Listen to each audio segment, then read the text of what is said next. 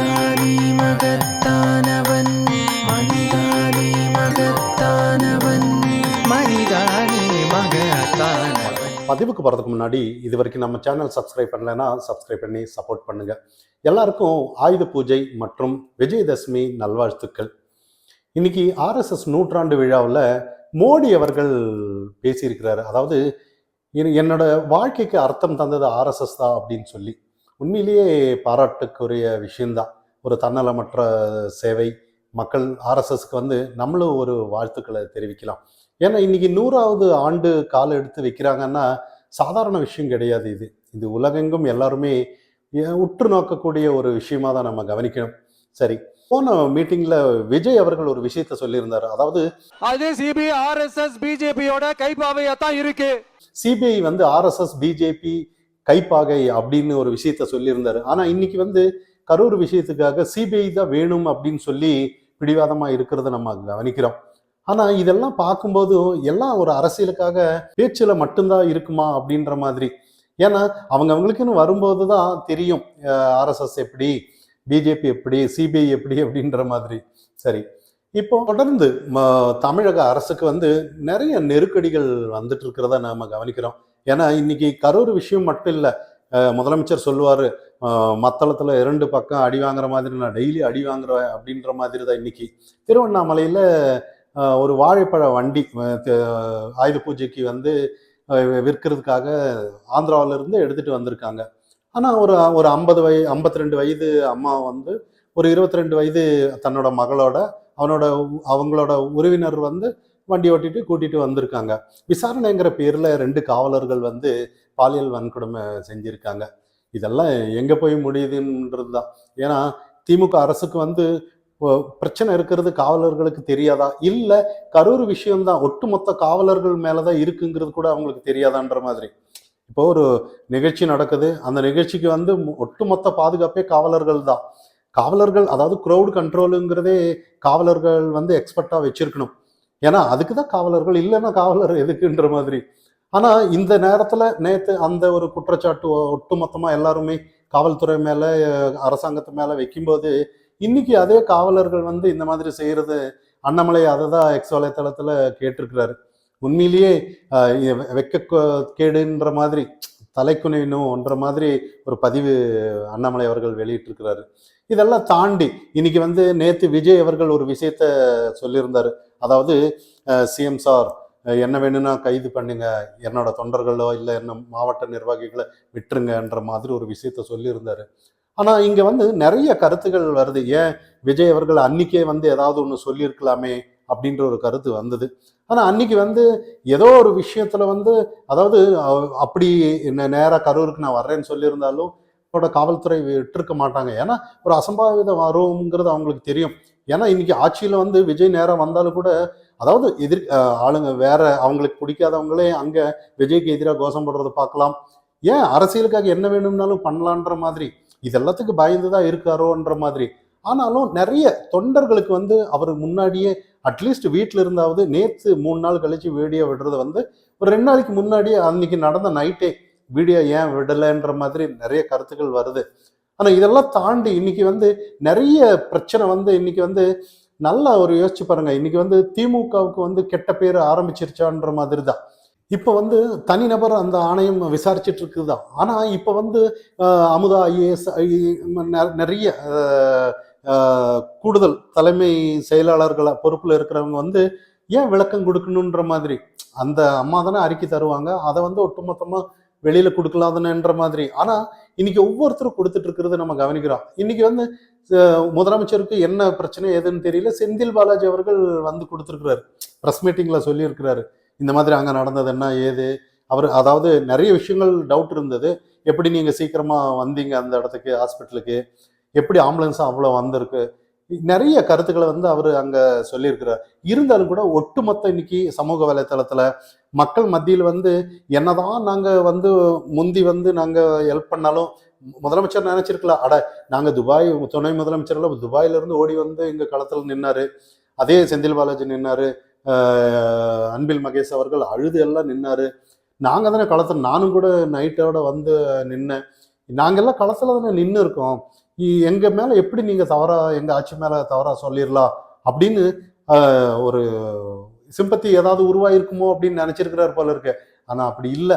ஒட்டு மொத்தமா இன்னைக்கு வந்து தமிழக அரசு மேல ஒரு பிரச்சனை இருக்கு எதிரா. அதனாலதான் இன்னைக்கு செந்தில் பாலாஜி அவர்கள் வலிய வந்து கொடுத்துருக்காங்க இன்டர்வியூ, ப்ரெஸ் மீட்டிங். ஆனா நல்லா யோசிச்சு பாருங்க, இதுக்கு முன்னாடி வந்து திமுகவுக்கும் எதிரான கூட்டணி வந்து டிவிக்கே தான் அப்படின்னு ஒரு நிலைநிறுத்த பார்த்தாங்க. அதான் அதிமுக இருக்கக்கூடாதுன்னு ஊடகம்லாம் நினைச்சாங்க. ஆனா உண்மையிலேயே துரதிர்ஷ்டம் வந்து இன்னைக்கு வந்து டிவிக்கேக்கு பதில் சொல்றதுலயே இவங்க பாதி நேரம் போயிருக்கு. ஆனா உண்மையிலேயே விஜய் அவர்கள் ஏதோ ஒரு ரோசத்துலதான் சொல்லியிருக்கிறாருன்னு நம்ம சொல்லலாம். அன்னைக்கே அண்ணாமலை அவர்கள் சொன்னாரு, 2ஆம் கட்ட தலைவர்கள் எல்லாம் யாருமே இல்லை, இதே மற்ற கட்சிக்கும் உங்களுக்கும் இருக்கிற வித்தியாசம் இதுதான். நீங்க சப்போஸ் இப்போ 2ஆம் கட்ட தலைவர்கள் அங்க நின்று இருந்தாலும் கூட வேற யாராவது வந்து ஏன் நீங்க நின்னுங்க, இனிமே நீங்க ஏதோ ஒரு விதத்துல வந்து கலவரம் செய்யறதுக்கு இங்க ஆள் இருக்காங்க. ஏன்னா அரசியல் செய்ய ஏதாவது ஒண்ணு ஆள் இருக்காங்கிறதுனாலதான் எல்லாம் அவங்க தனித்து நிக்கிறதையும் கவனிக்கிறோம். காவல்துறையும் அவங்கள அனுமதிக்கலைங்கிறத நம்மளால புரிஞ்சுக்க முடியுது. ஏன்னா இதை வச்சு நம்மளும் அரசியல் பேசக்கூடாதுன்னு தான். ஏன்னா இன்னைக்கு விஜய் வந்திருந்தானா ஏதாவது ஒருத்தர் வந்து அந்த இடத்துல சத்தம் போடுவாங்க விஜய் பார்த்து. ஆனா அது அரசியலா இருக்கும். கடைசியில பார்த்தா பொதுமக்கள் ஏதாவது ஒண்ணு பாதிப்படைஞ்சு சொல்ற மாதிரி இருக்கும். ஆனா அப்படி இருக்காது, அந்த இடத்துல வேற மாதிரி இருக்கும். அதுதான் இன்னைக்கு அரசியல். அப்போ இந்த இடத்துல வந்து பொதுவா எல்லாமே யோசிக்க வேண்டிய விஷயம் என்னன்னா, அரசியலுக்காக முந்தியெல்லாம் படம் பார்ப்போம். நம்ம ஒரு படத்துல தான் இந்த மாதிரி எல்லாம் வரும்.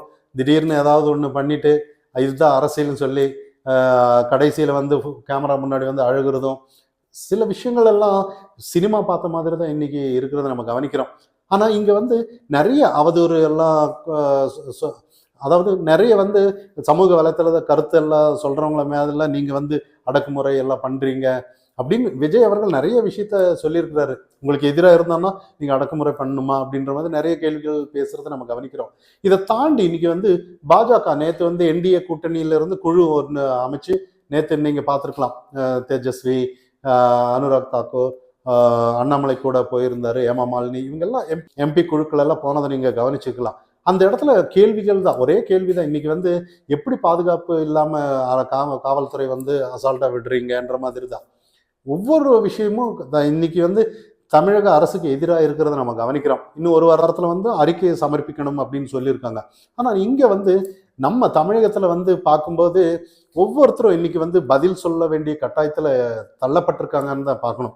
ஏன்னா அந்த அளவுக்கு அந்த துயர சம்பவம் சாதாரணமா அதை கடந்து செல்ல முடியாதுன்னு தான். 41 உயிருங்கிறது எப்படிப்பட்ட மனநிலை பாருங்க. நிறைய வதந்திகள் சொல்றாங்க. ஏன் உண்மையா கூட இருக்கலாம், இல்லை ஏதோ ஒரு விஷயம் இருக்கலாம், அதெல்லாம் நாளைக்கு விசாரணையில தான் நமக்கு தெரிய வரும். ஆனா இருந்தாலும் கூட இன்னைக்கு பாஜகவும் அதிமுகவும் ஏதோ ஒண்ணு விஜய்க்கு சப்போர்ட்டா இருக்காங்கன்ற ஒரு பிம்பத்தை கட்டமைக்க முயற்சிக்கிறாங்க. அது போன வீடியோவில நம்ம பேசியிருந்தோம்.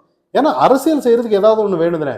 திடீர்னு இப்ப சிபிஐக்கு போனாலும் கூட பாத்தீங்களா, பாஜக வந்து சப்போர்ட் பண்ணியிருக்காங்க டிவிகேக்கு, மிரட்டுறாங்க கூட்டணிக்கு வரணும்னு சொல்லின்ற மாதிரி நிறைய விஷயங்கள் இங்க நடக்கும். அங்கிருந்து இல்லை நீங்க வாங்க, அதாவது ராகுல் காந்தி நம்ம கூட்டணி வச்சுக்கலாம் அப்படின்னு தொலைபேசியில பேசினாரு அப்படின்ற மாதிரி கருத்துக்கள். ஆனா எல்லாம் திமுகவில் வந்து உள்கட்சி பிரச்சனைங்கிறது நிறைய இருந்துட்டு இருக்கு. பாருங்க, இன்னைக்கு செந்தில் பாலாஜி அவர்கள் அங்க அந்த கரூர் மாவட்டத்திலே ஒரு காங்கிரஸ் நிர்வாகி ஒரு அம்மாவை, கவிதாவோ, அவங்கள வந்து திமுகவுக்கு ஐக்கியமாக்குனாங்க. அது கூட்டணியிலேயே இருந்துட்டு அவங்க மாறிட்டாங்க. அப்ப இவ்வளோ பிரச்சனை வந்து எதிராக இருக்கிறதுனால காங்கிரஸ் எல்லாம் நாங்க கண்டிப்பா 117 தொகுதி இல்லை, நாங்க தனித்து விஜய் கூட நிற்கிறோம், ஒரு மிரட்டும் தோனியில மறைமுகமா இருக்கு. ஆனா அது சமூக வலைத்தளத்துல எல்லாம் வராது. ஏன்னா இன்னைக்கு வந்து ஒட்டு மொத்தமா திமுகவுக்கு எதிராக தான் இருக்காங்க. ஒரு பக்கம் பிசிக்கு எல்லாம் அமைதியா இருக்கு. ஆனா எந்நேரம் ஏதாவது ஒரு விஷயம் வந்து சீட்டு கேட்க, பேரம் பேச, கண்டிப்பா நாங்க எங்களுக்கு வேணும் அதிகமான சீட்டுன்ற மாதிரி மனசளவுல வச்சிட்டு இருக்காங்க. அது என்னைக்கு வெளியில வரும்னு யாருக்கும் தெரியாது. அந்த அளவுக்கு உட்கட்சி பிரச்சனை. அதை தாண்டி இது கரூர் விஷயம் வந்து திமுகவை வந்து சும்மா விடாதுன்னு தான் நம்ம பார்க்கணும். ஏன்னா இதுக்கு ஆளுங்கட்சி கண்டிப்பா பொறுப்பு கண்டிப்பா இருக்கணும். இதுக்கு முன்னாடி கள்ளக்குறிச்சி எல்லாம் அதெல்லாம் மக்கள் மறந்துட்டாங்க. ஏர்ஷோ மக்கள் மறந்துட்டாங்க. நிறைய விஷயங்கள் மறந்து போயிட்டாங்க. அஜித் மரணம் எல்லாமே மறந்து போயிட்டாங்க. இன்னைக்கு அண்ணா பல்கலைக்கழகம் அந்த விஷயம் எதானாலும் சரி. இன்னைக்கு பாருங்க, நான் நேற்று நடந்த திருவண்ணாமலையில அந்த அளவுக்கு பாலியல் வன்கொடுமை, ஒரு காவலர்கள் அதாவது வேலியே பயிரை மேய்ஞ்சுதுன்ற மாதிரி நமக்கு. அப்போ ஒட்டு மொத்தமா எதிராக இருக்கிறதுனால இது வந்து திமுகவுக்கு ஒரு கைவந்த கலை தான். அதை எப்படி அரசியல் எதிர்க்கணும் என்னங்கிறதெல்லாம் திமுகவுக்கு தெரிஞ்ச விஷயம்தான். இதெல்லாம் முறியடிச்சு இன்னைக்கு வந்து அதிமுக பாஜக வந்து எந்த அளவுக்கு வந்து தமிழகத்துல வந்து ஒரு நீதி நிலைநாட்டுவாங்கன்னு, அதாவது கரூர் விஷயத்துல எந்த அளவுக்கு சப்போர்ட்டா இருப்பாங்கன்னு போக போக தான் தெரியும். இன்னொரு விஷயம், விஜய் அவர்கள் வந்து இந்த கரூர் விஷயம் வந்து தக்க பாடம் கண்டிப்பா இருக்குன்னு நம்ம கவனிக்கலாம். இதை தாண்டி, அதாவது இது சினிமா இல்ல நிஜங்கிறத வந்து விஜய் அவர்கள் இன்னும் புரியணும். இன்னும் புரியலங்கிறது தான் நம்மளோட பார்வை. மனிதா நீ மகத்தான்